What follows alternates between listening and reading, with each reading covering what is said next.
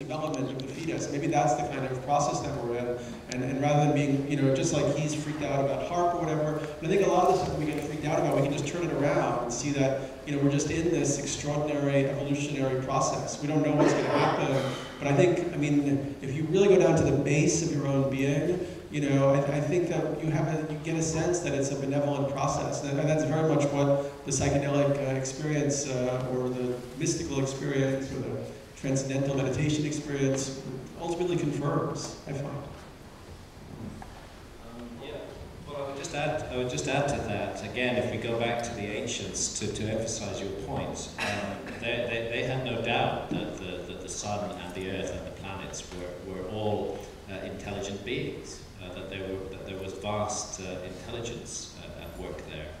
And on the issue of the sun as an intelligent being, let me recommend the work of a writer called Gregory Sams, and his much neglected but incredibly important book called Sun, S-U-N, of God.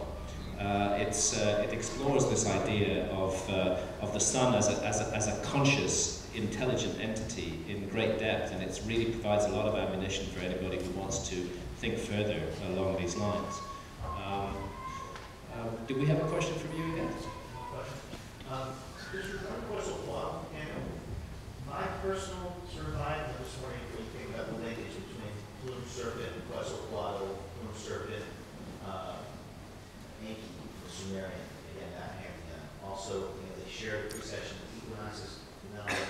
Just for me, it just feels like time-wise, and again, not to start the whole Sitchin or not Sitchin side of things, but based on the time period, it just seems to fit so perfectly with Enki having left after some collaboration, pyramid wars or otherwise, and gone down to set up his sort of own little self-worshipful empire, and that was in the Quetzalcoatl period, just like then in Karsag, the bull goddess went gone over to Pakistan and then his valley region during that period. So again, it gets myself in terms of the mind side. I'm just curious if that does tie in, if Sitchin's not wrong, if it has to do potentially with the quote-unquote return of Quetzalcoatl.